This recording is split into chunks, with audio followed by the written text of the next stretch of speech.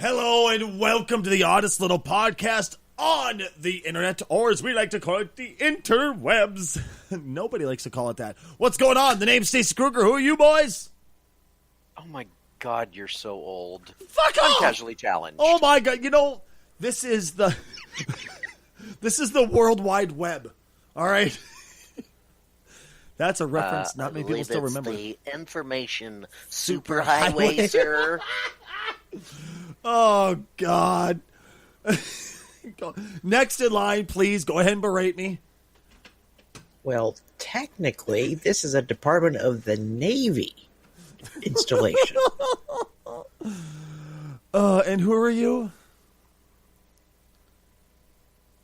Oh, I'm Rad. Next one up, go ahead, berate me, continue this. Let's just get it all out of the way before we really get into the meat and potatoes of the podcast. I'm Robbie, and I'm surrounded by old men. And not in a fun way. Just, get it on my face. I'm Ryan, in the best way I could understand this situation. It's not Frankenstein, it's Frankenstein's monster. You know, that's actually... Well, it's true. Why is it people stop calling it Frankenstein's monster? I suppose because the movie was called Frankenstein, and people just kind of went... We're fucking lazy. It's Frankenstein, I suppose, huh? Well, okay. Technically, since we're on this technically rant here, we're technically on a technically rant. It could still be Frankenstein, because Frankenstein is his last name. Now, his monster is like his son, and your son would have your last name too. So, Frankenstein's monster or Frankenstein is correct. Ooh. I hate you. Technically, it's Frankenstein. It's Frankenstein if you look at it technically. Frankenstein. Did he have Technically, this is a stupid topic. Technically, it may be. Technically. God damn it. So how you guys been? How was your week? Pretty good. I got a new phone. You technically got a new phone. Okay. I'll stop. I'm sorry, I'll stop. What kind of phone did you get, man? I got an S7 Edge after about a year's worth of badgering by my coworkers. Were they yelling at you to get a new one? Yeah, pretty much. I had a knockoff BlackBerry called a Barcelona. Hold on. I need to look this up. A Barcelona? Yeah, it's literally just a knockoff BlackBerry. The operating system it uses on Android is 2.2, which is really fucking old because they're on like 11 point something now. Yeah. Folks. It got to the point where I could barely do anything on it other than occasionally phone people. I'd make one phone call, the battery was dead, and I basically just use it as a glorified alarm clock. You know, it's not really nerd culture topic, but I have to say there's one thing that kind of pisses me off about modern phones. And we've talked about things like built-in obsolescence before.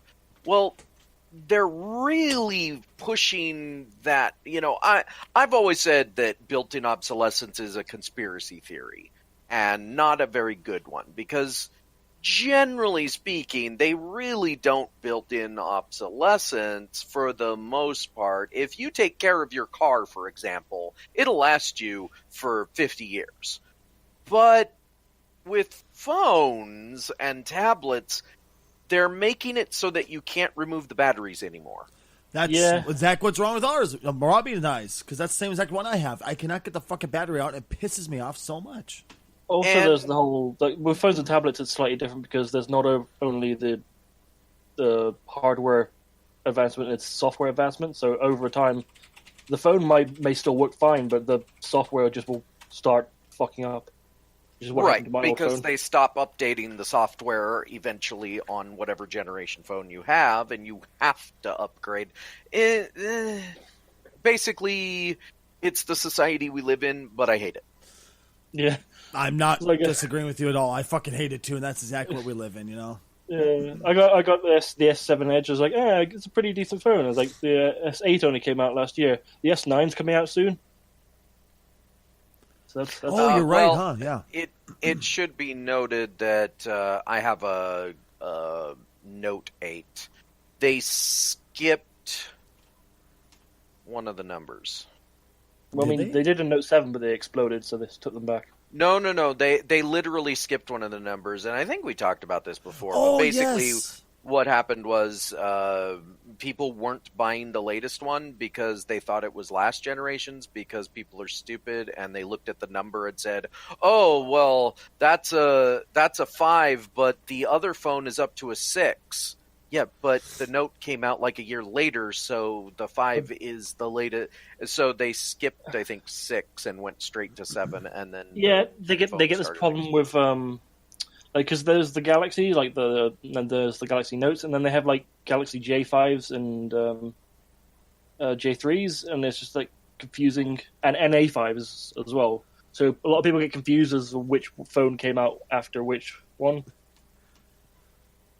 So Yeah. decide It- what it's- to call them.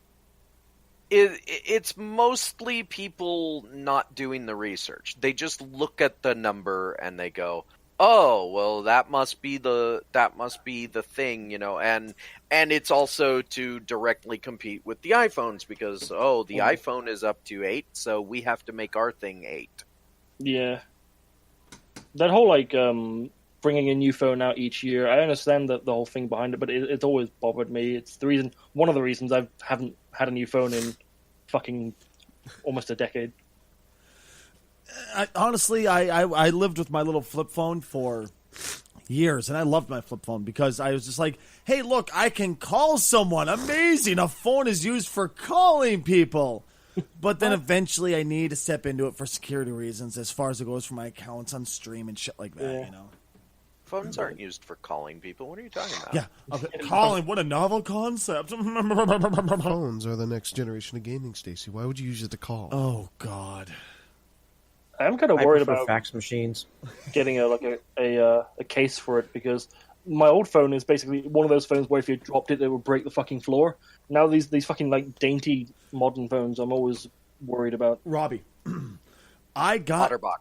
Yes, I was about to say I actually had an OtterBox, but I went to go throw my phone at the couch and it caught my finger and it kind of missed and it hit directly onto the radiator. Somehow magically it twisted space time and somehow pulled it off. I don't know, it's amazing.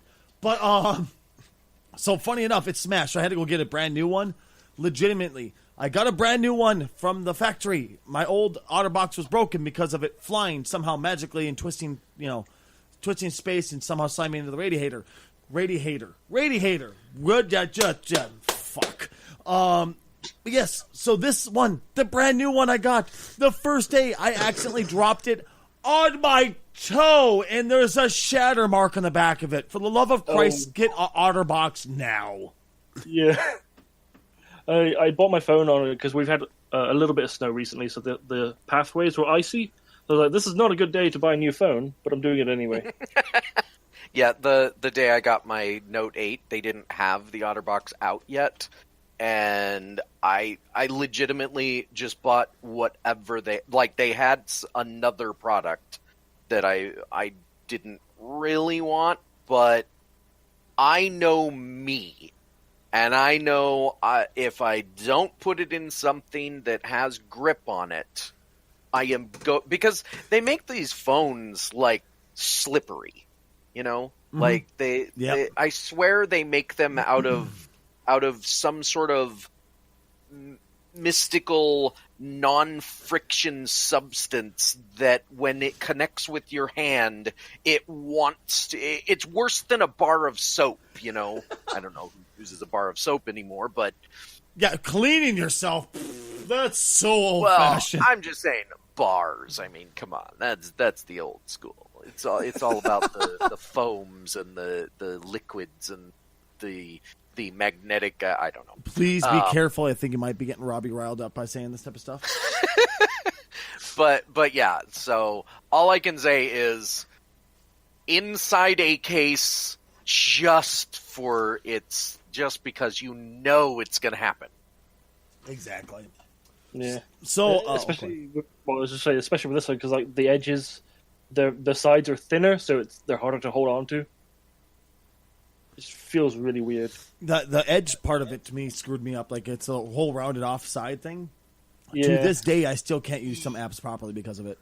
Yeah, so if you are a fan of Samsung, which I personally am when it comes to smartphones, you are not going to be able to get away from Edge products anymore.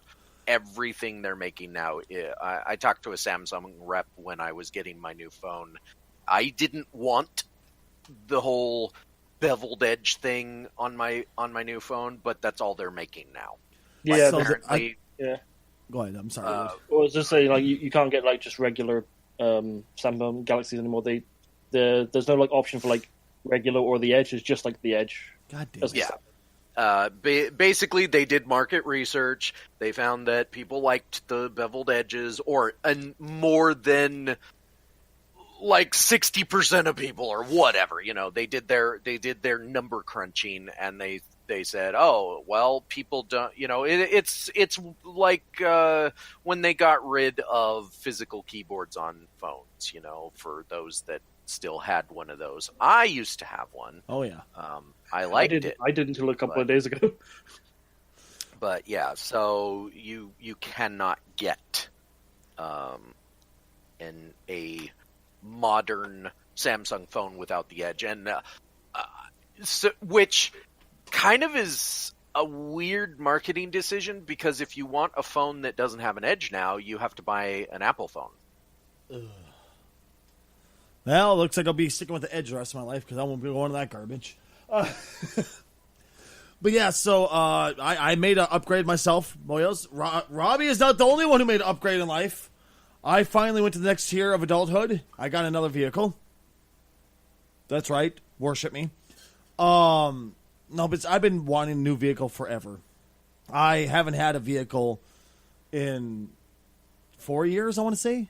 Well, I had a Ford Focus for like about a week, but then it died immediately. But I just don't count that thing because that was just I sat in it and I immediately felt regret in my life and not wanting to live another day. Just like I don't like look at myself in this. I can imagine how much of an ass I look like from the outside in. Yeah, I mean, okay. As many of you guys may know, I'm a tall son of a bitch. Now I want you to imagine a tall son of a bitch in a Ford Focus, a 2001, whatever. Ford Focus. It was one of the first years they made the Focus. I want you to imagine exactly how much of an ass, how much of a fucking, like, a dick with ears I look like in this Ford Focus. It was just pathetic. But no, I finally got a new truck. It wasn't the Ford I wanted to get because I really enjoyed the Ford Expeditions. But I picked up the competitors, Chevy Suburban. Oh my God, dude, it feels so good. I'm just like, hey, I can look at people instead of like feeling like I'm about to drag my ass on the fucking ground when I drive. It's wonderful.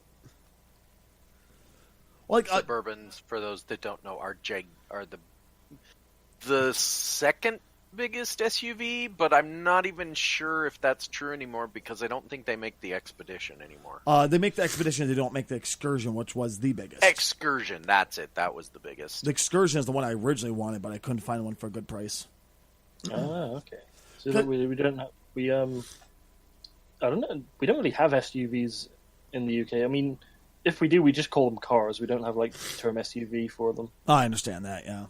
Well, in America, we don't just have SUVs. We also have crossovers. Oh, and if you don't know what a crossover is, it's a half wagon, half SUV. It's basically like, okay, so you I don't know what a wagon is. You got vans. Let's see. You would call it not a saloon. That's a sedan.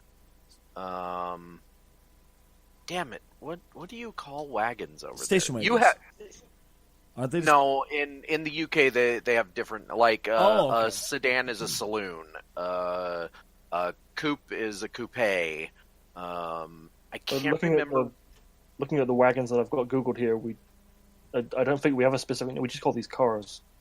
Like we distinguish like cars, vans, and like lorries. Things No, like that. I've definitely heard Top Gear refer to a wagon as something else, but I can't remember what they call it. But either way, so they kind of stopped making wagons in the U.S. I mean, there's still a few companies that make them, but they stopped being popular with the advent of the minivan and the SUV. Like, everybody started buying either a minivan or an SUV. But SUVs got too big, and minivans are dad cars. So, like, the uncool, like, you have an SUV? Please don't pick me up and drop me off at school in the minivan. No. That's the reason I refused to buy one.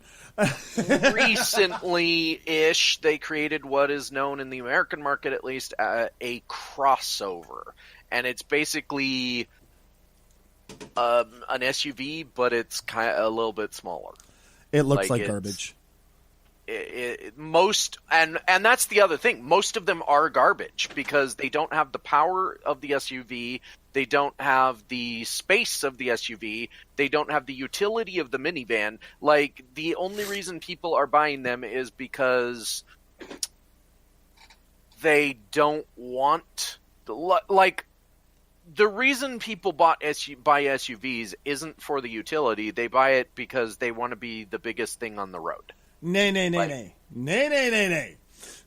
I may enjoy a bigger vehicle because I make jokes like, oh, look, I can actually look down instead of feeling like my ass on the ground. But, like, with me, if I don't have something big, I can't carry all the animals, all the kids, plus the bikes. Okay, I'll give you that. I'm saying majority of people, if you look on the roads at who's sitting in that SUV, it's some man or woman by themselves going from point A to point B. It's there's no actual reason for the SUV in most people's households. They just buy it because they can afford it, and I just want to be bigger than everybody else. Unfortunately, yeah, you are right. That's a good portion of them. But it's an awesome vehicle, man. I absolutely love it. Like I said, it wasn't the Ford I wanted because I really fell in love with those Expeditions, but it's actually a bit bigger than an Expedition, like you're pointing out, and it's just fun. It's a fun little. The one problem I have, and this is probably be something that's people are like, okay, Stacy, we get it, move on. But I like a vehicle where I can go from 2 high, which is just 2-wheel drive in the back, rear wheel drive, that's it, to 4 high, 4 low, which is different variables of 4-wheel drive. So 4 low is distinctly just for towing, things really slowly, stuff like that. Or 4 high is so you can cruise through snow at a decent pace. 2 high is just the two wheels spinning, that's it. Front ones have no power going to them. This one? For those that don't know what the hell Stacy is talking about right now, he's talking about the drive of the vehicle, like all-wheel, 4-wheel, etc. Yeah, how the power gets to the wheels, basically. This one, it's 4-wheel, but all the time. So it's not technically all-wheel drive because that means it'd be equal pull to each tire. No. It's 4-wheel drive all time. So you get all the wonderful perks of all-wheel drive, like less gas efficiency, but without the real perks of equal power to each tire. So what's the fucking point? I don't know. I think it's just for lazy people who are like, I don't want to switch it to 4-wheel drive when it gets a little snowy. Give it to me all the time and take off some fuel efficiency. This is too... You're asking me too much to possibly switch from fucking, you're asking me too much to switch from 2 high to 4 high. What the hell's wrong with you? Is it automatic or stick?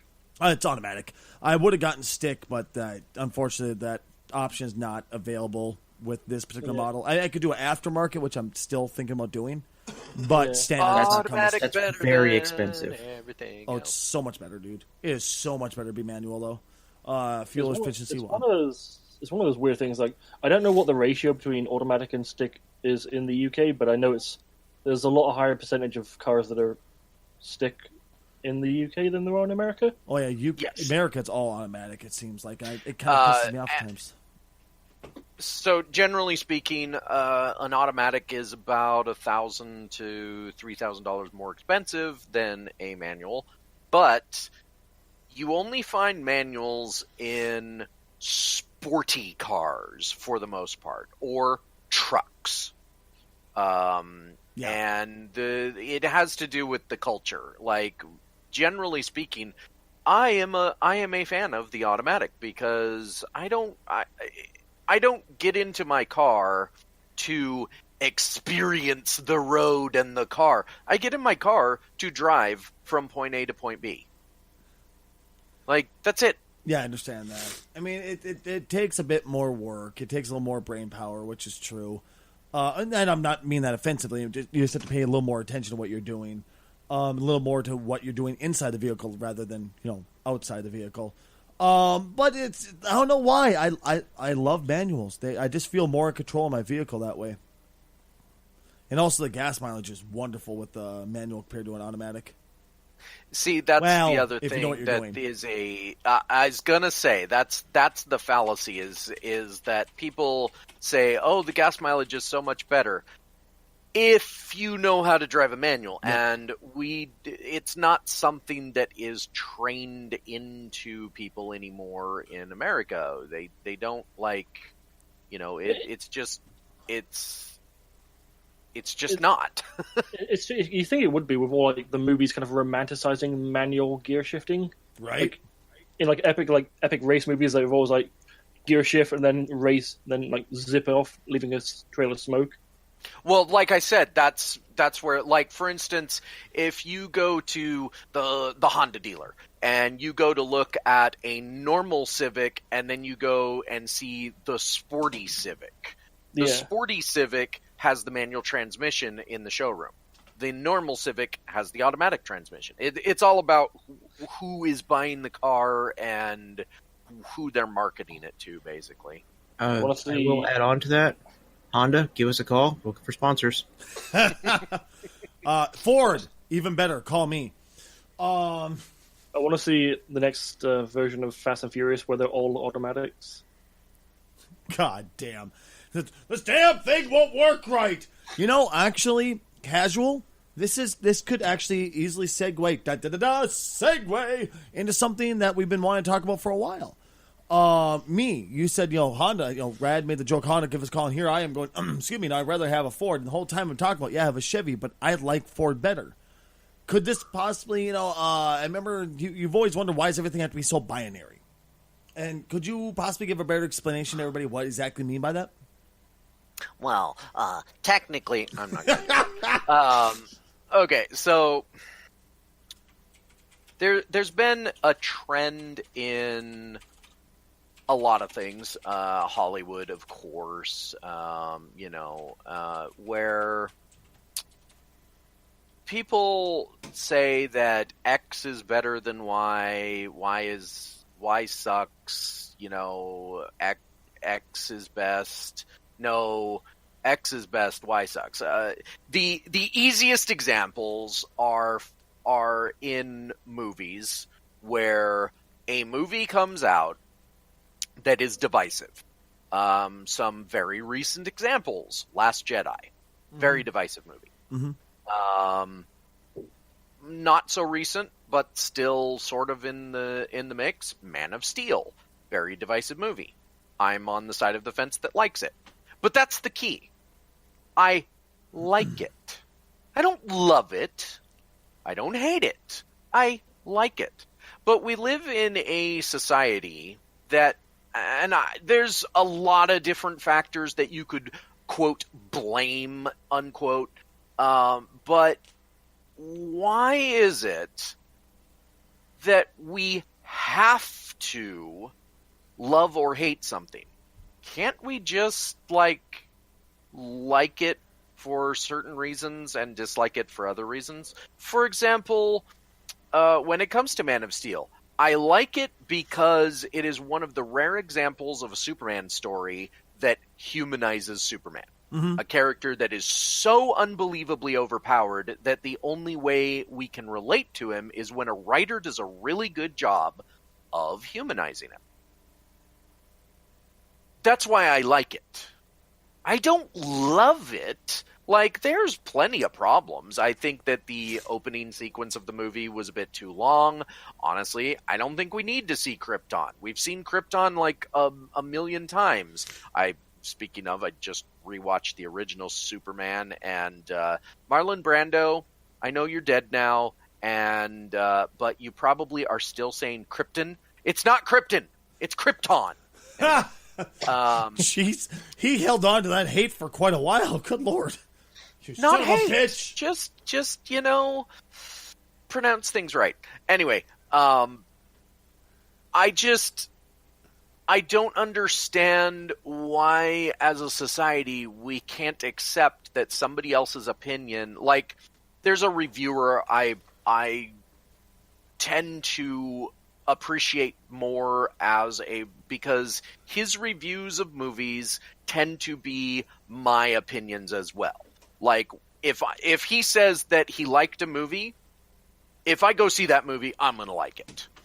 If he says that it was okay, but you should wait, I'll wait because, oh, yeah, it was okay. Well, people take his reviews, and in the YouTube comments, the very next thing you say is, how could you hate this movie? Or how could you love this movie? When he never said that. Mm-hmm. He said, I liked it. Or I thought it was okay, and people keep taking that and running with it. And I don't understand. I don't want to say, can't we all just get along, but can't we all just accept that we can like something or dislike it and still enjoy it, and opinions don't have to be binary. I completely agree. This actually gets... go ahead, Robbie. I'm sorry, buddy. I was just about to say that I get what Casual was saying, like the whole, like, not black and... like, the world's not black or white. There's a whole, like, slew of grey of, meh, it was all right. Like last night is a perfect example of what you're talking about, on Casual. Excuse me. We're talking to our buddy Dan. Me and Ryan were talking to our buddy Dan, and I mentioned, what the hell were we even talking about? Where I mentioned something about, we were talking about movie reviews in general. Going, well, how could you possibly think that this guy's reviews are good? They're shit. I said, well, to you they are, but to maybe to Ryan, that person's it goes, well, that guy has a general opinion where I go, I like his general consensus on movies. I'm going to check it out now because this person liked it. I'm going to see if I like it or not. I'm not. It doesn't always have to be, this person liked it, so I'm going to absolutely fall in fucking love with it. No, just look at it and go, okay, well, that's a possibility. And our buddy Dan just couldn't wrap his mind around the concept of, just like Casual pointed out, that he said there's I don't know what this guy's name is, but the reviewer that you were talking about, that you have a general idea that you're going to enjoy his stuff. You're going to enjoy what he enjoyed, or at least you're going to look at his review and go, okay, this guy has the same general opinion of movies that I do. I'm going to have to take his opinion into thought if I'm going to go see a movie or not. It blows my mind. Absolutely blows my mind how people are like, well, I don't think I don't like their opinion, so you're a dumbass for liking that opinion instead. Once again, why does it have to be so binary? Why does it have to be, I either love this, so you should love it too, or I hate this, so you should hate it too? What's wrong with you? I don't get it. Do you think it's part of like a whole like mob mentality where people have to pick sides? Like all these people hate this movie, so I don't want to be ostracized, so I'm going to go with them. I actually do think that's a part of it. Part of it has to do with Twitter culture. Like the idea that you have to get your point across in what used to be, what was it, like 140 characters. And even with 280 characters, that's not a whole lot of characters to have a really developed opinion on anything. So because of Twitter culture, because the media basically just wants to do the headline, we get this, like, people saying, well, it was okay, and then immediately everybody jumps on it and says, how come you didn't love it? How come you didn't hate it? How come, and then you get the topic of of basically just a perfect example of this annoying me in a thing that I like is Netflix. Mm-hmm. Netflix used to have a rating system which was 1 to 5 stars. I'm not And the only if one you that noticed that's gone now? I thought that was just if you- me. No, if you don't know how to rate something 1 to 5 stars, they even had it very like when you mouse over it, it had like a thing that said, if you're rating this 1 star, you hate it. If you're rating it 2 stars, you didn't like it. If you're rating it 3 stars, you liked it. Like it had a little pop-up that popped up. 4 stars, you really liked it. 5 stars, you loved it. That's a great way to rate something. Note how non-binary it is. But about a year ago, maybe a little bit more, maybe a little bit less, they changed it to a thumbs up, thumbs down. And my inherent problem with that is, for example, if I'm going to rate a TV show, I'm not going to rate it as like, oh, well, I have to give this entire show a thumbs up or a thumbs down. For example, one of my favorite shows right now, Agents of S.H.I.E.L.D. Awesome show! But I can't discount those first 8 or so episodes. They were that bad, huh? They weren't bad, but they weren't the greatest. They were, as is my catchphrase, a little meh. So if I were to rate Agents of S.H.I.E.L.D., I can't give it a thumbs up. I want to give it 4 stars.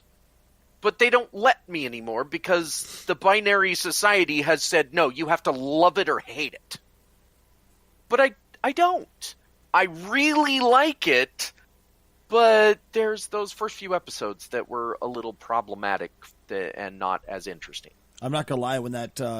I remember seeing hovering over, because I know exactly what you're talking about, hovering over it and seeing the comments for the stars. I remember howling, going, "Oh my god, they had to explain this! Oh my god, they had to explain the star system!" Maybe it's just, maybe I'm just being horribly dickish, worse than I normally am, because it is me. But it just seems like it's, well, no shit. 1 star, you thought it was the scum of the earth. 2 stars, it was kind of, You didn't get into it, but you didn't hate it. It blows my mind. Why? Like, I do completely agree. Why do you have, like, if it's a thumbs up, thumbs down, that makes no sense. I mean, it's like, this entire movie was fucking amazing. Thumbs up. This whole movie sucked. Thumbs down. Well, what if it was more of a meh? You son of a bitch. But we have no other emotion other than love or hate. Apparently. Okay, I feel like this is this is a joke. I want to put that out there right now before somebody actually says, "Oh, yeah, you're right, conspiracy." This is a joke, but I feel like the AI is training us. Like AI is already there, and it's training us to be binary, just like the robots. Oh, Illuminati confirmed. But yeah, social programming is not exactly a crazy thought. It's not a very out there thought either. It's been around for God knows how long. I mean, if you want to go to an extreme example, look at World War II with how we were taught to think of the Germans and the Japanese. The Japanese are just these ignorant, stupid people with huge teeth who don't know how to do blah, blah, blah, blah, blah, blah, blah, that type of shit. And that's how they train people to think. This on a smaller scale, absolutely. I mean, it's really not that out there of a thought that they could be going, yeah, let's go ahead and train people. I mean, you're being trained every day on some scale, realistically. Yeah, yeah, but I still don't think it's that. I just think that I wish people would stop being so binary. Like just have a real opinion. Don't just sit there and mimic everybody else that says they loved it or hate it. And I agree with you, Robbie, when you said it's people not wanting to be ostracized for their opinion. Yeah. Like I get that on the one hand, but have your own opinion. You know, I will go against the grain all day long and say I still enjoy The Matrix Reloaded and The Matrix Revolutions. I don't care that it... Yes, there are problems with it, but it still has some really cool fight scenes. It still has mechs in the third one. I mean, come on. Anytime you can give me mechs on screen, I'm going to be rooting for that movie, even if it's a crap movie. Yeah. Well, okay, maybe not Real Steel or whatever that boxing movie was, but those weren't really mechs. Those were just like Rock'em Sock'em Robots. Wait, Right. wasn't there a movie, Rock'em Sock'em Robots? No, it was basically Real Steel. Oh, okay. I could have swore they made something like that, not Real Steel. Anyway, absolutely, man. I don't know. I don't get it. Here's something I'll probably cause by binary point of view. Fans are still trying to work on remastering Fallout 3. Why? Why? I Okay. love Fallout 3 with a fiery passion. Anybody who knows me knows that was like one of my favorite games ever made. Let it be. We don't have to remake this motherfucker. Yeah. That's a thing. Okay, so every time Bethesda makes a new game, and this is very specifically Bethesda. I mean, yeah, people do that in some other games too, but not to the extent that literally every time Bethesda releases a new game in the Elder Scrolls series and now in the Fallout franchise, some modders get together and they say, we're gonna remake Morrowind in the Oblivion engine. Yeah. We're gonna remake Oblivion and Morrowind in the Skyrim engine. We're gonna remake Fallout 3 in the New Vegas engine. Now, first of all, these engines aren't that different.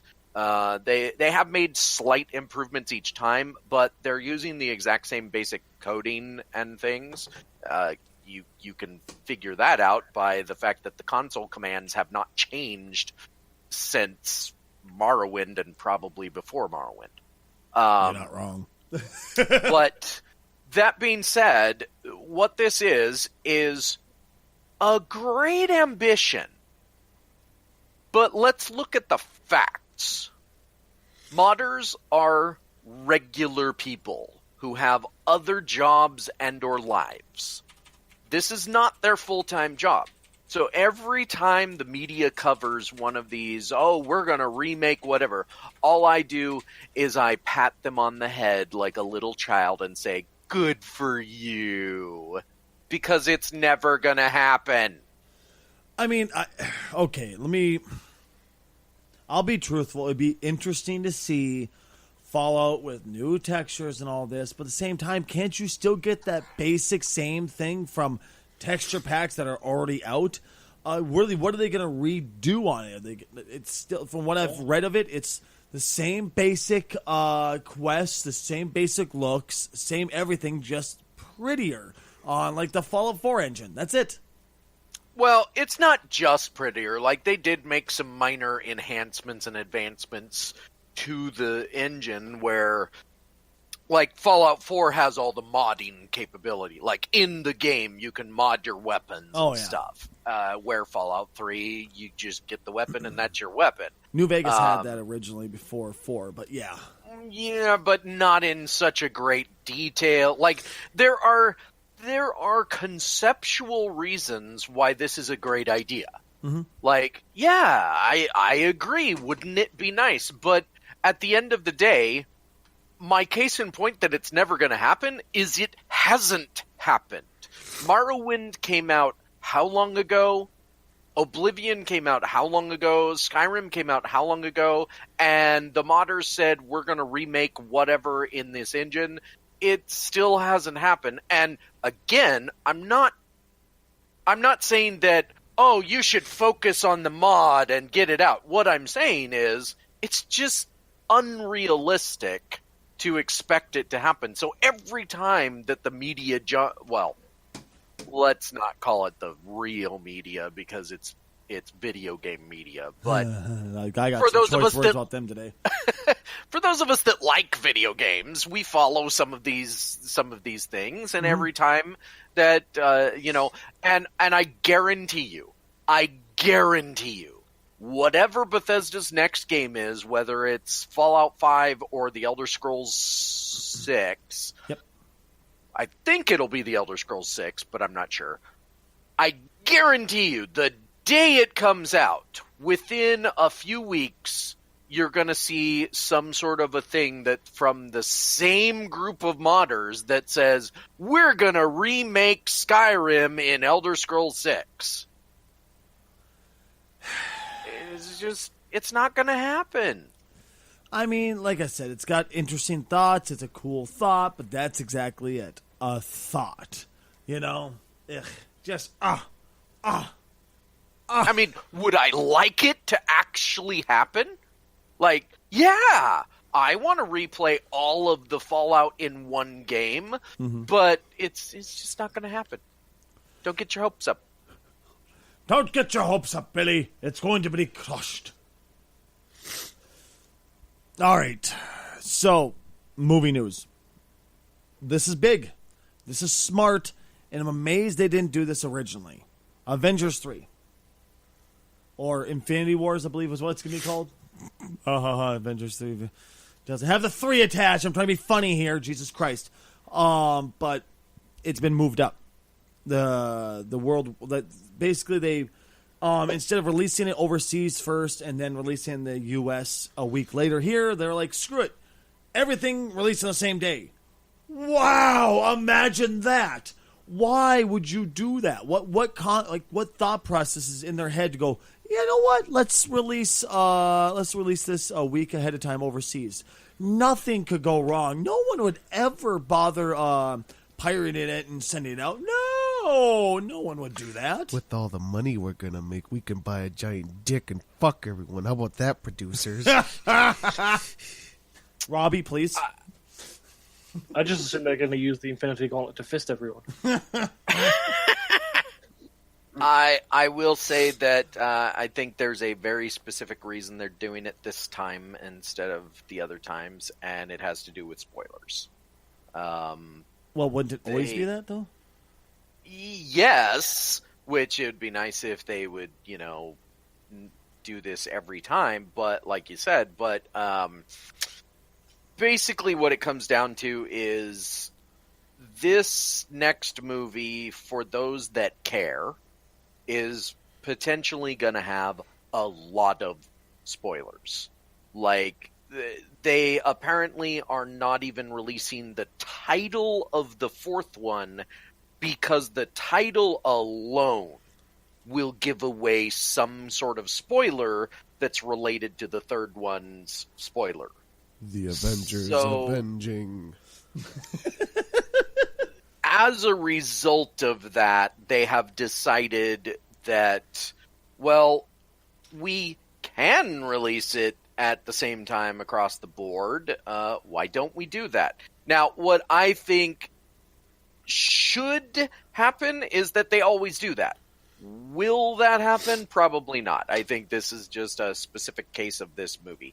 That being said, it's creative how they did it. I don't know if anybody knows the full scoop, so to speak, on how this was released to the public that they are waiting a week. Just heard it heard it in chat one day. It was Robert Downey Jr. It might have even been Tony Stark. I'm not specifically sure, but basically he tweeted that he's really excited to see Avengers Infinity War, and then Marvel tweeted back saying, yeah, so are we. And then Tony Stark, Robert Downey Jr. said, well, is there any chance I can see it early? And Marvel said, sure. And he tweeted back to them saying, is there any chance I can bring some friends? And Marvel tweeted back saying, of course you can bring friends. He tweeted back saying, the whole world is my friend. Can I bring them along? And then Marvel said, sure, bring the whole world. Coming April whatever, across the globe universally. Marvel's Avengers Infinity War. It was a creative little, speaking of Twitter culture, it's a creative use of a medium that, it's fun. It shows that Marvel Disney knows how to have fun still. Yeah. I mean, okay, so first off, that's fucking brilliant. That is absolutely brilliant. But why wouldn't they do this standard? What motivation? What's the point of releasing early overseas and later here? I think it might have to do with they want to get the overseas reaction to a movie first, and that will help them determine some other factors in the U.S. I couldn't really tell you why, because I don't fully understand it myself. Like, we've been living in a global culture for a few years now. Just a couple. And why they don't decide to do that, I don't know. Confirmed, Robbie, you're the guinea pig. Oh, goody. I'm glad to hear they decided to move it up. I'm really excited to go see. I'm like, it's been a while. It's been a long while since I was actually excited to go see something in theaters. And this one, I'm really, really, really excited to go see in theaters. Me, Ryan, and his sister are going to go see it together. He just found this out. That in and of itself is a reason to be excited. If Stacy's excited to see a movie. Right? Well, sadly enough, yeah. And Stacy's the hardest of hardcore DC fanboys. I wouldn't say fanboys, more like fangirl. No, but I am. I'm a huge fan of DC, but honestly, Avengers, it looks like it's going to be insane. I cannot fucking wait. I'm frothing at the mouth. I have to keep throwing cold water on Ryan over here because he gets a bit excited, and it's a bit awkward to have in the studio together. Robbie will be sending you the pictures later. No. And the other part about Infinity War, how is it not going to be like 5 hours long? Right? Well, I mean, Marvel is like, some people say that no movie should be over 2 hours long. I disagree. I think depending on the movie, you make it the length that needs to be. Absolutely. For example, yeah. For example, Titanic. Like it or hate it, because back in the previous... Anyway. It was around 3 hours long. But it needed to be. There's 3 hours of story to tell there. That movie was amazing. I still love that movie to this day, and it's so good. If they would cut anything out of that, they would have killed that movie. Absolutely killed it. But then case in point, Justice League.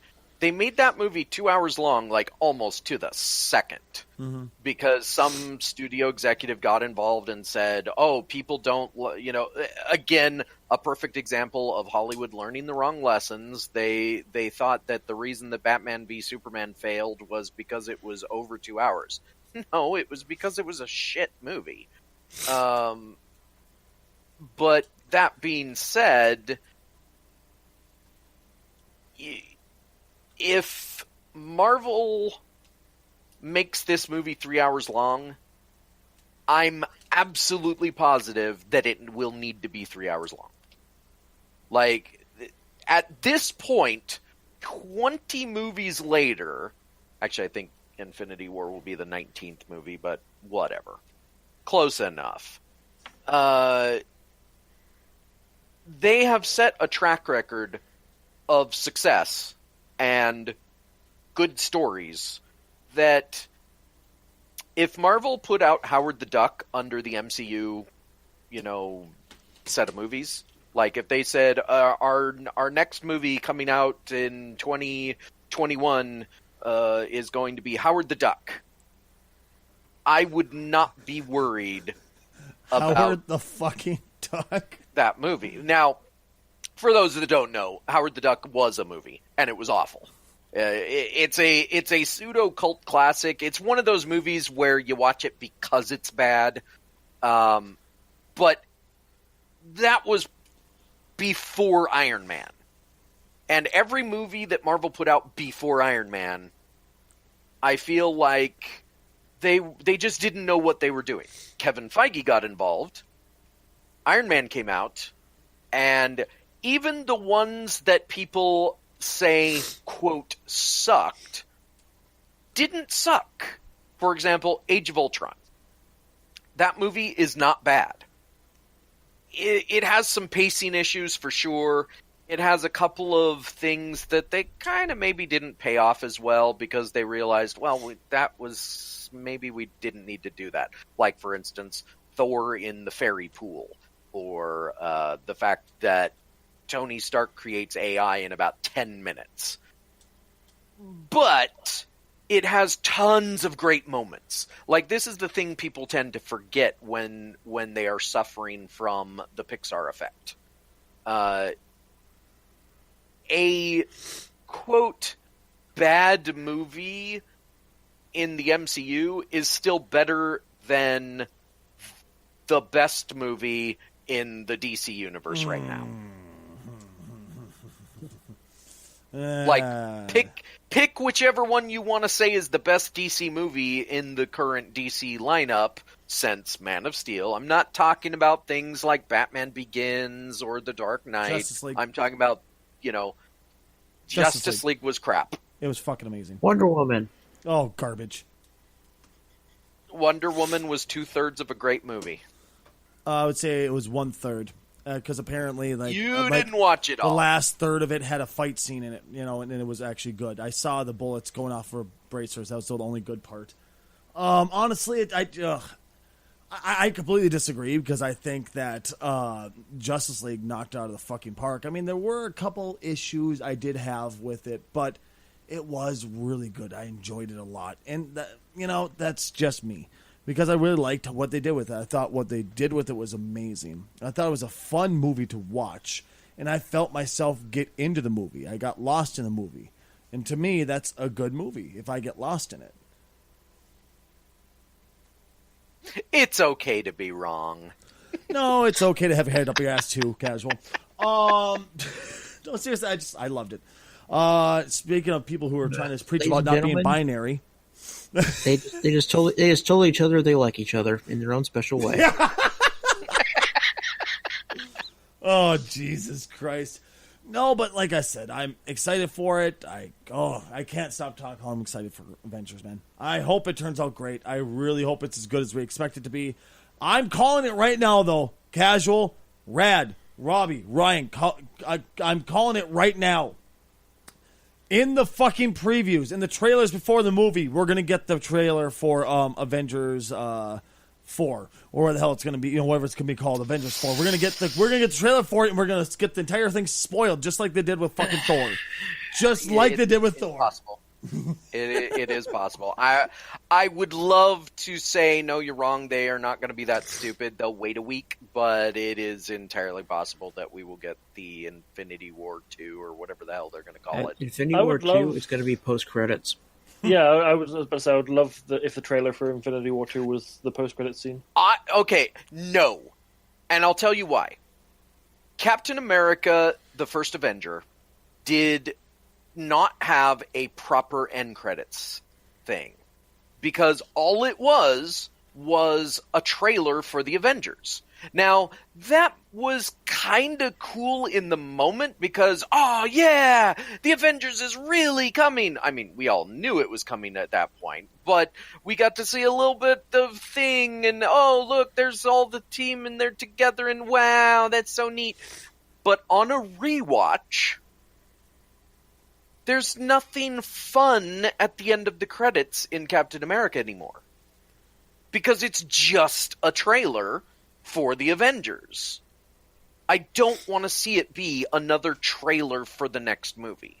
And I'm actually a little bit annoyed that the end credits in most of the more recent Marvel movies have actually been a scene from the next movie. Like, at the end of Doctor Strange, it was just a scene from Thor Ragnarok. Now, obviously, they expanded on that scene, at the end of Civil War. Was it Civil War? Or I don't know. But they had a scene from... Oh, no. It was at the end of Ant-Man. They had a scene from Civil War. I get that doing an end credits thing might be a little bit difficult because you don't know exactly what you want to do, but maybe don't do something specific to the next movie. Like ever. Just do shawarma scenes and Captain America talking about patience and... That was so you know, just do those kinds of things. Those are funny. We like those. Maybe it's because they're doing like both like post-credit and mid-credit scenes now. And if you're Guardians of the Galaxy 2, would they have like 5 mid-end credit scenes? Yeah. I think so. What? Honestly, I'm trying to remember because I remember watching it like a month ago, I think. Quite a few, either way. It was a lot. Yeah. Yeah, It was good, a lot. though. I'll have to say it was good, though. There is something I wasn't going to bring it up, but since we're talking Marvel again, this feels like something that maybe I'm the only one that noticed it. Maybe this isn't like I haven't heard any news media covering it, but I have to mention it because it's one of those things that eats at me. At the end of most of these Marvel movies, at least since Captain America the First Avenger, possibly even Iron Man 2, they put at the end, so-and-so will return. Like at the end of Captain America the First Avenger, they put Captain America will return. At the end of Captain America Civil War, they put Spider-Man will return. Yay! Fan hype! Squealing nerd girls like myself. At the end of all of them, they put that. The Avengers will return. Captain America will return. Iron Man will return. Etc., etc., etc. Black Panther. Very big movie. Already approaching $1 billion in only its third week outing. Probably gonna breach $1 billion. Possibly even going to be the highest grossing superhero movie of all time. Mm-hmm. For about another month. Well, it depends. We don't know what the impact culturally, and that's kind of my point here. The first all-black, well, mostly black superhero movie that came out, and they didn't put Black Panther will return at the end credits. Do you think maybe they're just walking away from it and this is the first time they did it? Or... See, I don't know about... Cause I could have sworn they did. They didn't. I watched it just yesterday, and not yesterday, but recently, and I made a very specific point. It was my second viewing of like, did I just miss it? But and maybe they are going to just kind of in the DVD releases or home video releases do what they did with Back to the Future and just kind of slide it in there like it was always there. If you don't know what I'm talking about, at the end of Back to the Future in the theaters, it did not say to be continued. That was a home video edition. Really? So, part of me says, why would you do this to the first black superhero in the MCU? Because Blade doesn't count. He's not a part of the MCU. What about War Machine? War Machine doesn't have a solo movie. The other part of me thinks that maybe this is because of things that might happen in Infinity War, which really worries me. The other thing that I think, though, is maybe they're going to just stop doing it altogether. Like, maybe this is the first time... It just happens to have been Black Panther, but this is the first time that they're not gonna say so-and-so will return, especially considering what might happen in the next couple Avengers movies. We're expecting people to die. But it still seems strange to me that somebody in the production of that movie did not say, maybe we still put it on the first black character in the MCU getting their solo movie. I don't know. It seems odd. Maybe I'm just weird because I don't look at it from that point of view of the first black, because I just don't really give a shit about skin color. But I do understand exactly what you're saying. I do completely understand it. All I can say about it is this. Because we're expecting deaths, right? If the fucking Boy Scout doesn't die and go away from the silver screen, I'm going to lose my shit. Jesus fucking Christ. Because of the entire Avengers, the only one that pisses me off and bothers me, fucking Captain America. Yeah, but you haven't seen Winter Soldier. He's the Boy Scout. I legitimately, there's no motivation to see anything that involves a Boy Scout unless it's the Avengers, realistically. He's one of the best characters in the MCU. Oh, don't give me that I garbage. agree. That's like saying Superman's the best in the DCU. He is. He is. Oh, for Christ's sake. All of you can go vomit into a bucket, mix in some vodka, and drink it back down. Jesus H. Christ. May you drown in the bile of 1,000 camels. What I will say is, okay, there are going to be characters going away after Infinity War. Come on, and Captain America. Whatever Avengers 4 is. My prediction... Okay, so there's a couple easy answers. One is Vision. Now, the reason Vision is going to die is because he literally has an Infinity Stone in his head. And you think Thanos is coming to Earth for a reason? Yeah, he's going to rip that thing out of Vision's head.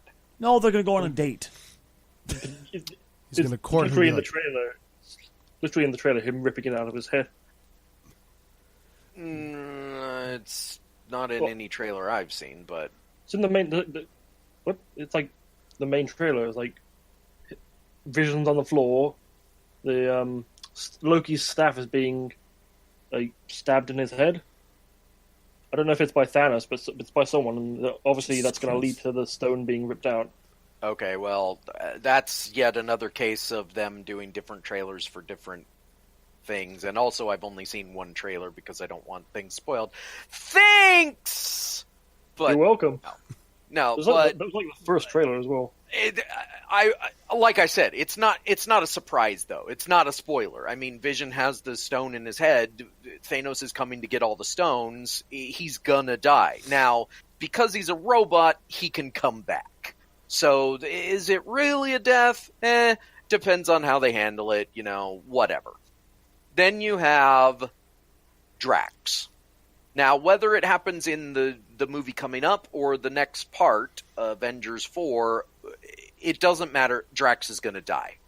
Because he's got a major vengeance on for Thanos, and Thanos is already more powerful than him. I mean, let's put it this way.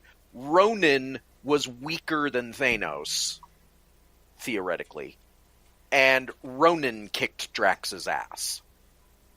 So when Drax sees Thanos and they actually, he has a path to him, he's going to go running at him with his knives. Thanos is going to rip his head off or whatever they decide to do, and that's going to be the end of Drax. There's no outcome I see where Drax lives. Well, I do have to put force on this, though.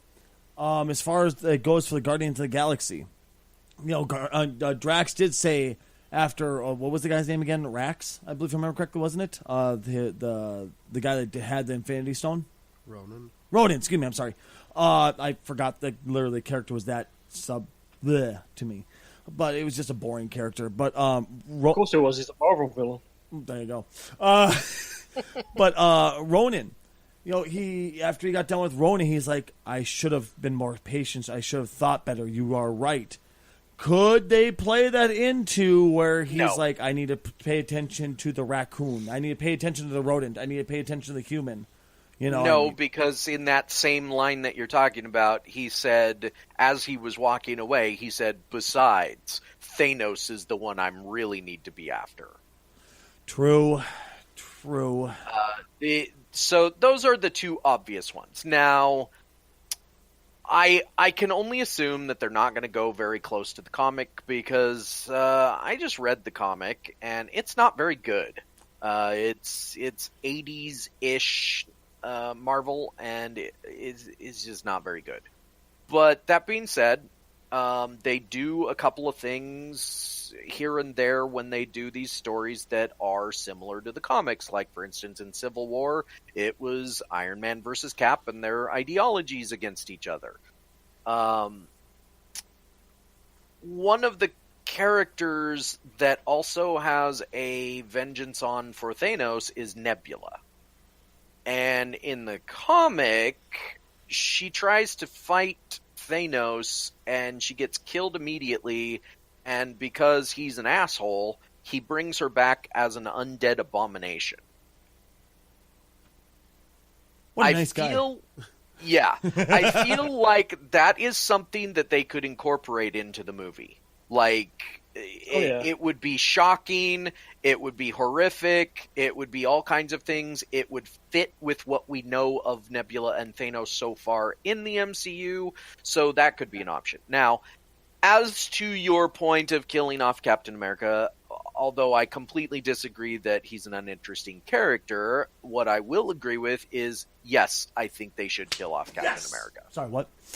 Because from a story perspective, I think Captain America dying and either Falcon or Bucky or anybody else picking up the mantle of Captain America for the future of the MCU could be really neat. Like, they could do all kinds of story around that.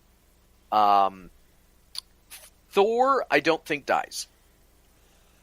I would have a hard time believing that they could, one, justify killing off Thor. There's a simple reason why Thor doesn't die, though. And it has nothing to do with, well, that's actually part of it. It has to do with, because you cannot divorce yourself from the real people in these situations, like Chris Hemsworth and Chris Evans and Robert Downey Jr. Robert Downey Jr. is getting very expensive.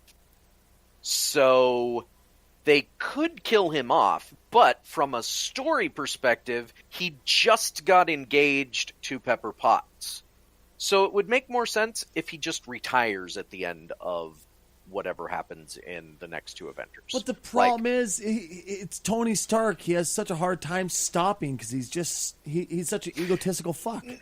But he is, that's the point, though. He has been evolving as a character throughout all these movies, and I think this is the final evolution of Tony Stark. He takes on, and there's a, I don't know if you would call it a fan theory or a just fan wish fulfillment.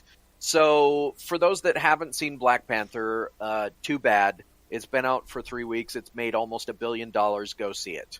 Spoilers, maybe. There's a character by the name of Shuri, I think is her name, who's Black Panther's sister. She is, according to Kevin Feige and all the people involved, the smartest person in the MCU.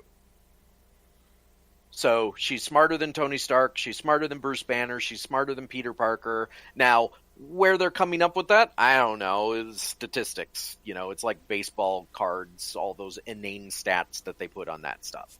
But there's a fun theory now that Wakanda is going public and Infinity War is clearly going to make them forcibly go public. Shuri becomes Iron Man.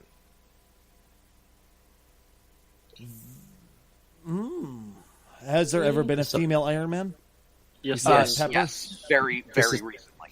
Okay. Well, Pepper, and also very recently, Iron Man is a girl by the name of a Riri Williams. exactly. It's very recent in comics. Also, because of fan annoyance, she's called Ironheart, not technically Iron Man. Oh, for Christ's sake. I can understand like them doing that, but I don't because Marvel is this year doing a new reboot where they're sort of backtracking in a way. Like Iron Man's going to become Tony Stark again. Thor's going to become Thor again. Captain America's been young again for a while, I think. So he's more or less back. Maybe I'm just an asshole, but I really hate the whole PC thought process of we got to make all these characters women instead of men. Well, who gives a shit? No. It has nothing to do with it being women or. Go ahead. Like for me, what it has to do with is Shuri's. Again, I might be mistaking her name, but her character in Black Panther, she's Q in James Bond. She's the person that creates all the technology that the Black Panther uses. She creates a new suit for him. She creates all this stuff, and she is shown in that movie as just loving all this technology stuff. Now, imagine her meeting Tony Stark and getting to delve into the Iron Man suit. Like, it would be pretty cool to see an Iron Man suit made of vibranium or something. Right? And the idea that Shuri could improve the Iron Man suit. Like, she hasn't really gotten to see the Iron Man suit, and if she and Tony Stark, like, work together or something, and then she goes off and she just becomes the next Iron Man. Like, then you would have, like, for the PC folks out there, you would have a black female Iron Man. So, yay! Now, as for Thor doesn't die because Thor just got his eye torn out, man. You can't kill him now. He's already gone through some stuff.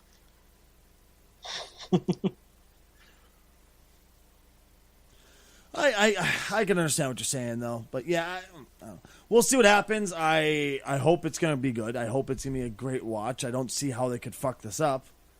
Loki dies. Oh, well, whatever. No.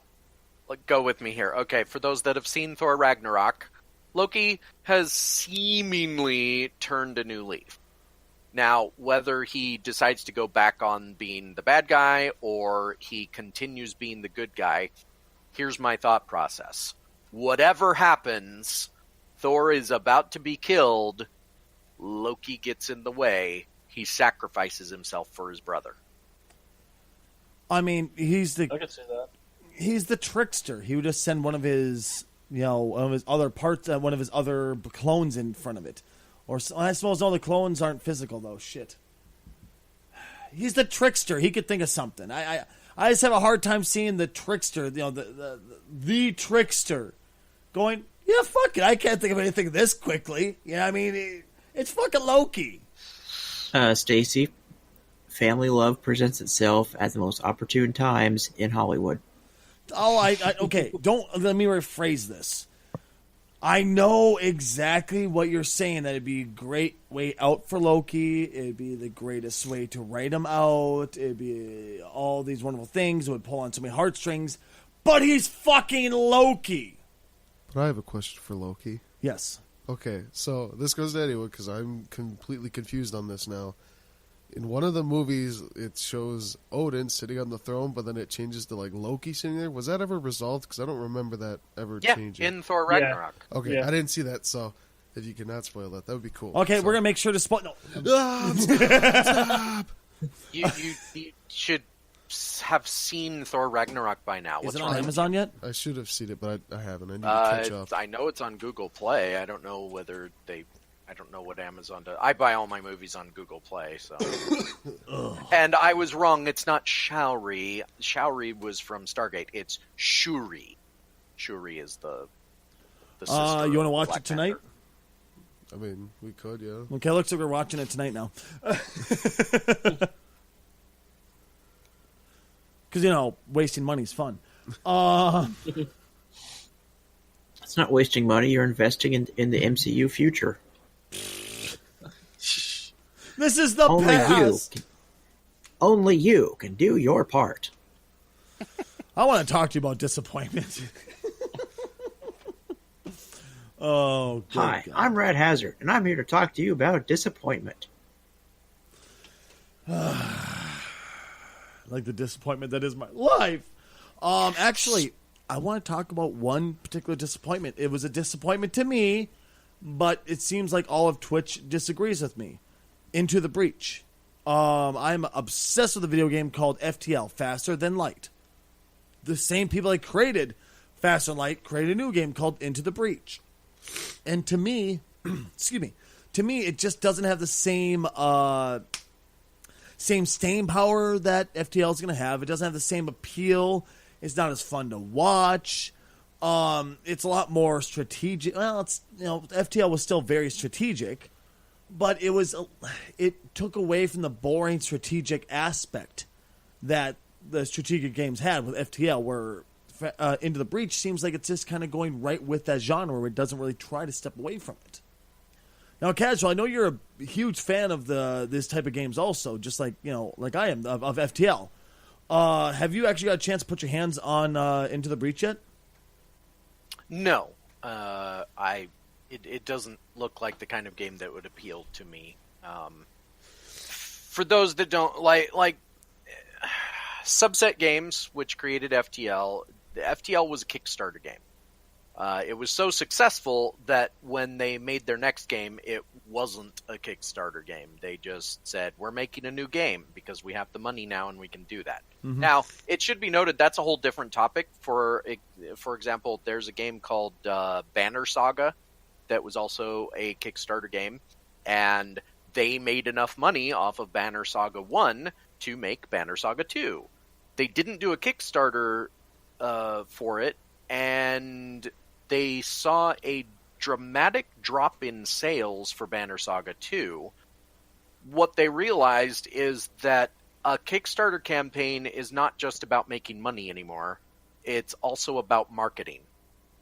Mm-hmm. So for Banner Saga 3, the conclusion of the Banner Saga, they did another Kickstarter, not because they needed the money, but because they're going to market it. But that's a whole other thing. So Into the Breach, FTL is a roguelike or roguelite, if you prefer. If you don't know what a roguelike or roguelite is, it's a whole other discussion. Some people hate the genre term, whatever.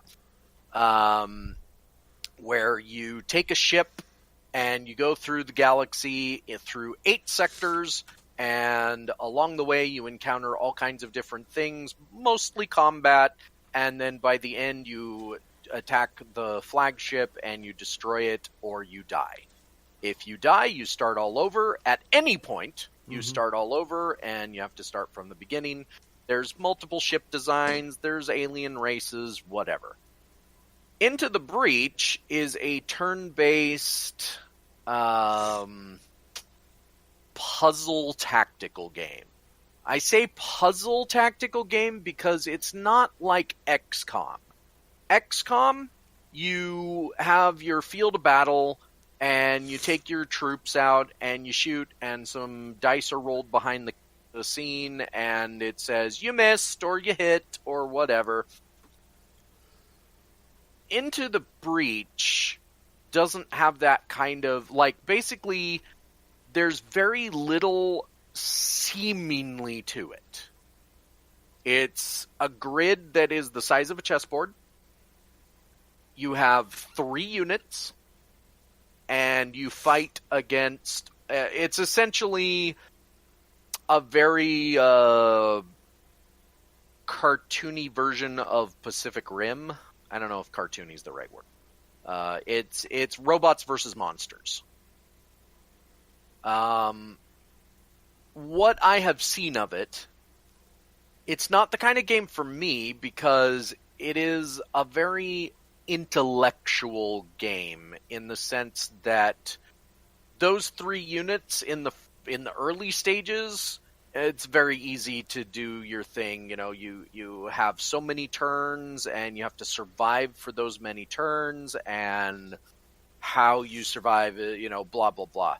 But it gets so difficult in the later stages from what I've seen that I'm not sure I would enjoy that game. It's so, you have to keep in mind what your units are going to do versus what... It's kind of hard to explain. You have to watch it. But to your point, will it have the staying power? I don't know. The reason I say that is some games you can automatically see that there's going to be a limited market for them, and then they're going to go away. Other games automatically have staying power. FTL is a game that is played on a lot of streamers' channels to this day. The Binding of Isaac.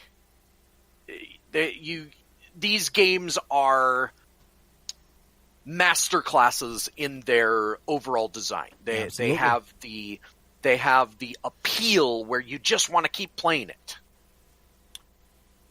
Into the Breach, right now it's just too soon to tell, but from my perspective, having watched a couple of streamers play it, I feel like one of the things that makes FTL and The Binding of Isaac such great games is that you can still die unless you're really good at The Binding of Isaac. There are people that they never die. Mm-hmm. But like even some of the top players, they play a game and of Binding of Isaac, and their goal is, I'm going to get 250 win streak. They get to 215, and then they just encounter the shittiest random generation. They encounter the worst boss at the worst moment, and bam, they're dead. FTL is the same way. You can play that game for 3,000 hours and still find something new. From what I've seen of Into the Breach, I think I get your point, because I feel like once you figure out a certain tactical plan, you're just going to always use that plan, and it's going to get boring. Exactly. Plus, maybe I've just been watching Twitch for too long where I see trends when there really isn't any. But look at so many games that blow up, and people, it's on every freaking channel out there. It's on all the YouTube videos. But that's exactly it. It blew up and a little too quick for its own good, to where it burned itself out really fast. I mean, I'm not saying that there won't be a couple straggler channels here and there still playing the game, but I'm truly predicting in 2 months that game's going to be non-existent, relatively, I mean, like I said, it's still too early to tell. Maybe it's just my impression, but I agree. I think that it just doesn't have like at a certain point, any roguelike that you can just do the same thing over and over again, that's where the replayability ends. If you are able to be surprised by a game 3,000 hours in, then the replayability is infinite, because, well, if I was surprised by this after playing, 3,000 hours, then what's going to happen in another 3,000 hours? Exactly. Another thing about, while we're staying on games, another thing that still blows me away that people are still buying is early access games. There's one in particular that's relatively big on Twitch. And I know a couple people who are playing it still and are just ranting and raving about how awestruck they are about how amazing it is, and it blows my mind, is Slay the Spire. Maybe I've just been burned so many times by early access, but I won't touch them. It looks great. It looks like it's going to be decent, but I want there to be a guarantee that I'm going to have a complete game and not just a broken game where they're going to walk away from it just because they feel like it, or they're going to release the broken game and say, it's finished. Look. Oh, don't mind that bug. It's a feature. Yeah, I mean? Early access is a double-edged sword. You get your game out there and noticed, you get copies sold, and theoretically you put that money back into the game you're still making. But the other problem is you're getting a game that is beta, or even worse, alpha, and no matter how good or bad your game is, you're getting an impression of your game that is not entirely accurate, and you're trying to sell said game on... Basically, I think early access is a good thing if you don't go too early. Like, I think Slay the Spire is one of those games where they've got so much content for it that it's basically almost ready. But at the same time, you know, like I've already seen a couple of people stop playing it and move on. Yeah. And that's a bad sign if your game is coming out soon in full release because, oh, hey, our game is full release now. Please buy it. Hello? Anybody? Now, there are exceptions. For example, Subnautica. Subnautica was in early release for a long time, and when it finally went full release, they sold like 1 million copies of the game. I don't know how many, but they sold a lot of copies of the game. It reached the Steam charts #1 sales and all sorts of other things. So there are exceptions, but generally speaking, what I do is I wait until they announce that it's going to full release. Then I buy it in early release for the cheaper price because I'm a cheapskate. I can't blame you for that one, buddy, at all. Believe me, I cannot blame you for that one. Real quick, to round out the podcast, Robbie? Yep. My friend, I have found you the ultimate gift. Oh, really? This is the perfect gift for you, my friend. I mean, Ryan, can we put some money in together to buy this for him and ship it to him? Well, we have found it's you. only $11.99. Right? It's only $11.99. I think we could put. Can you throw $6 in? That's a night on the town. I could get you $6. Well, now I'm excited. Custom of New Avenger Thor. This is the title of it. Chris Hemsway pattern pillowcase. We have a pillowcase with his face on it for you, my friend, for $12 small dollars. When would you like your pillowcase to show up? I'm going to have to take a look at this. I was trying to find a body pillow because that'd been even funnier. Just like Chris Hemsway, just like, hey, what's going on? All sprawled out. What was that, Casual? I'm sorry? Hemsworth. Oh, was it Hemsworth? Did I say Hemsway? Yeah. Shit, Yes, sorry. you did. Yeah. Yeah, but Hemsworth. It's seriously, imagine how funny it'd be him just kind of sprout like, hey, what's up? And Robbie's just like, can I cuddle? It's a conversation piece. When company comes over, you go, you want to see something? Yeah. Right? Just put it out. You know what, even better? Buy the body pillow with him all sprawled out and just set it on the couch and pretend like it doesn't exist. So when company comes over, they get uncomfortable and they sit next to it. Just kind of, what's up with the pillow? What pillow? That's just a long pillow. It's back support. Yeah, back support, yeah. Why does it have the guy on it? What do you mean? That's a white pillow. Yeah, the hell's wrong with you? Never mind that hard bit. Just It's crusty. Why is it crusty? What do you mean it's crusty? It's a pillow. I use it for my back support. What the hell's wrong with you? And with that said, roll credits. What do you mean? Go ahead. What do you mean it stands up by itself? We have been the Odd Pod. Thank you very, very, very much for listening. I've been Stacy Kruger. This guy, you. What's your name? I'm Ryan.